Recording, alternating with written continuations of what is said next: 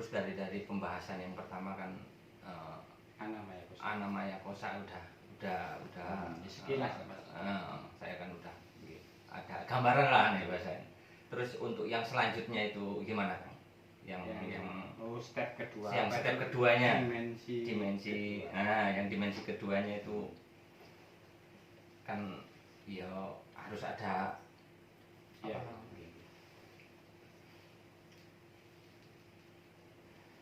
Berarti Anamaya Kosa baru Manomaya Kosa.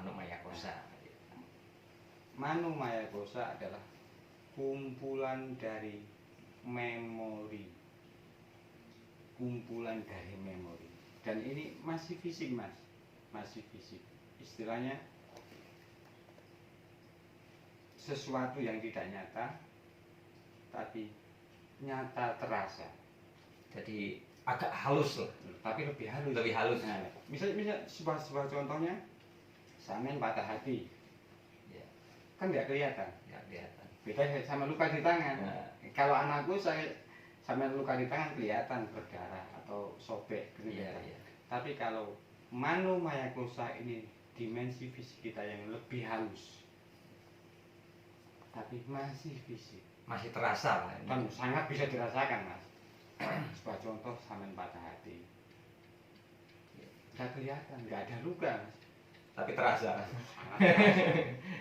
Sampean mengalami kebangkrutan, kekecewaan, pasti ini sangat terasa. Tapi kan nggak berbentuk fisik, tapi masih bisa sampai rasakan. Jadi Manomaya Kosa adalah kumpulan ingatan kita, kesan-kesan kita yang kita kumpulkan sampai detik ini. Dan itu bukan memori otak loh, Mas. Setiap sel kita itu menyimpan.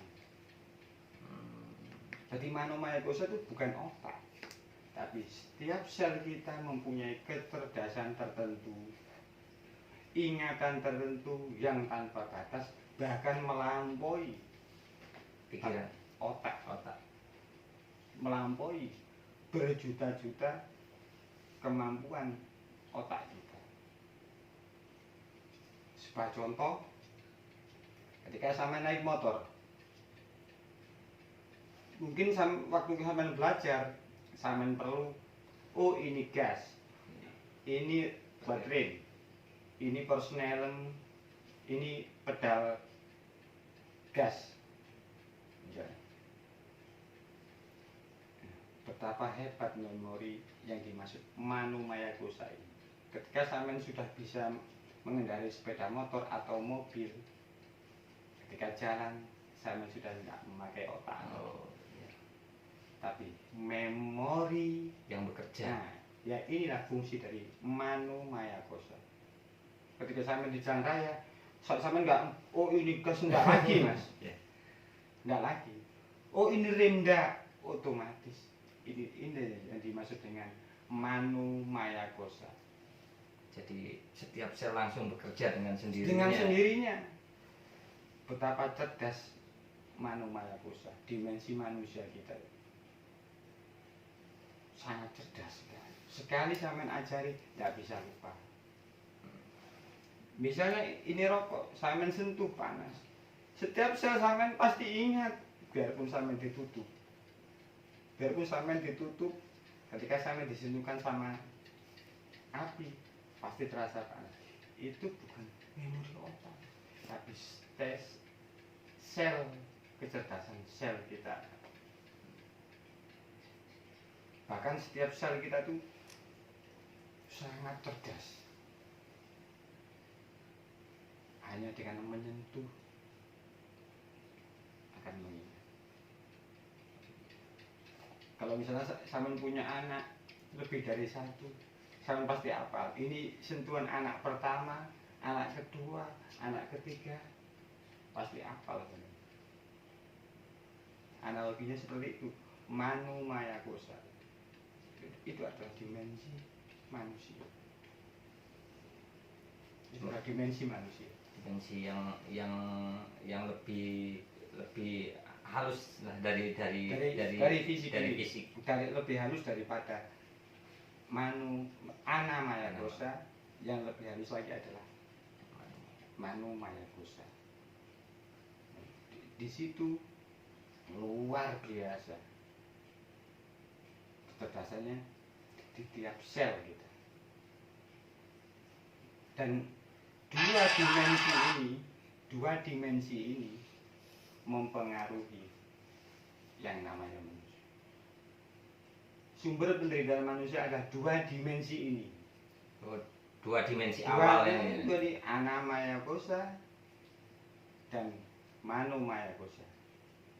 Kebanyakan manusia terikat dari dua dimensi manusia itu. Sumber penderitaan adalah Ana Maya Kosa dan Manu Maya Kosa. Barang siapa yang bisa membuat jarak antara Ana Maya Kosa dan Manu Maya Kosa, di situ adalah kebebasan. Intinya dari yang pertama kedua ini di situ Mas ya.